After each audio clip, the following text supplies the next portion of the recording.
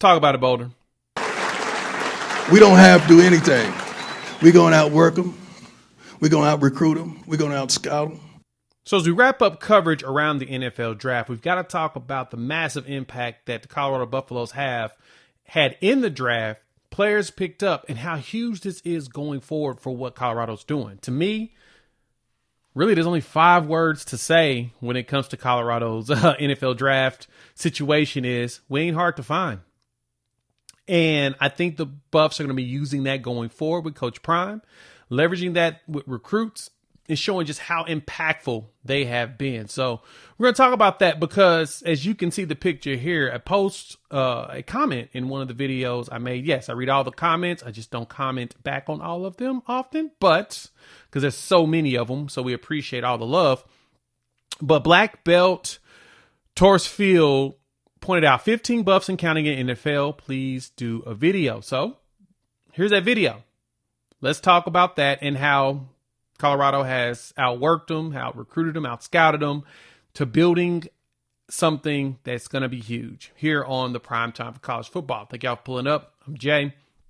Let's dive into what the Buffs have been doing and what this means going forward. So did the math on it. We're not at 15 yet. The Buffs are at 12 plus 1 punter getting picked up in the CFL. But let's look at the players that did get picked up, drafted, unsigned free agents as well, undrafted free agents, as well as we'll look at minicamp invites and what this means for the Buffs going forward. So as y'all know, your main guys that got themselves drafted, you had Travis Hunter got picked up by the Jags, round 1 to pick. You're going from there to Shador getting drafted 5th round, 144th pick. And then you had a couple of wide receivers back to back, just about, with LaJohntay Wester at 203 in the 6th round, and then 208 for Jimmy Horn Jr. What's big about this is Colorado, as you can see here, most drafted wide receivers in the country. So Shador Sanders throwing the 3 wide receivers, his 3 main wide receivers all got drafted and picked up. A little bit surprised that Will Shepherd didn't, but he ended up getting a signature there. But all the top receivers really that, Shador was throwing to kind of shows you how good of a talent Shador was this past season. But some people give him props, some don't. Doesn't really matter. The big thing is that the Buffs got a whole bunch of people in the NFL. Now, what jumped out the most is this. Buffs put together a video, of course, montage, heavy one, around the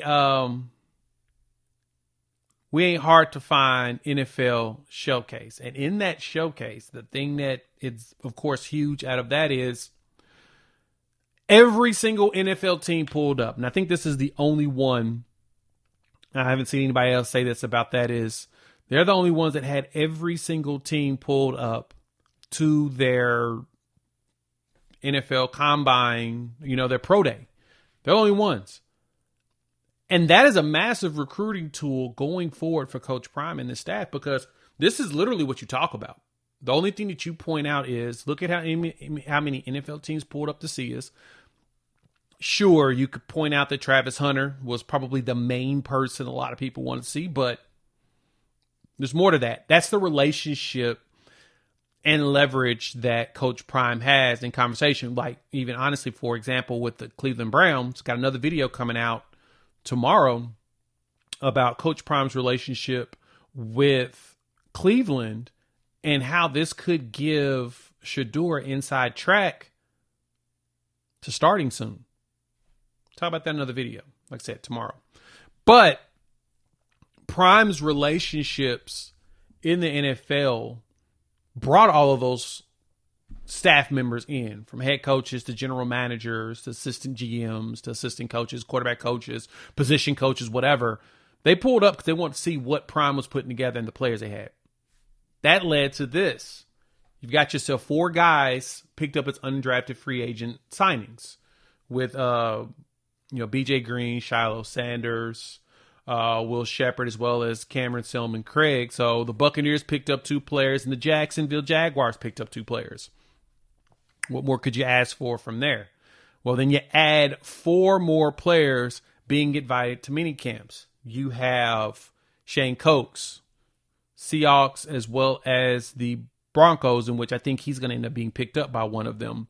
Levante Bentley, the Bengals, got him to mini camp, and he's actually one that I think should be able to sign as well. And then safety Herman Smith gets a mini camp invite to the Raiders. And then Justin Mayers gets picked up the Broncos for mini camp, so he stays local. You can't beat that. That is just massive for the brand of Colorado. And I mean, if you think about it, everything that they do is some sort of leveraging of marketing. It's a way to get the Colorado brand out more and more. And teams are accepting that. They see that Colorado is a viable brand and a viable program that you need to keep your eyes on at all times. And this is all because of Prime. And so I expect more of these We Ain't Hard to Find showcases going forward. I sense that that's going to be the blueprint for Colorado and Prime and what they're trying to do to get more teams to come out and visit these kids. So, yeah, if there's something to be excited about, it's this. Prime has put together something that it's going to be huge going forward. Tell me what y'all think. Hop in the comments. Want to hear your thoughts. All right, we're going to talk more about Shedeur and the Browns and the inside track that I feel like he has to getting a lot more playing time than most, just because of not only his name, but because of Pops. Shedeur's got a plug and a connection there that most players don't have. I think that Dylan Gabriel will make the roster to go along with him, but Shedeur's inside track, it's going to be kind of huge for him going forward because of the relationship that Prime has built in the league.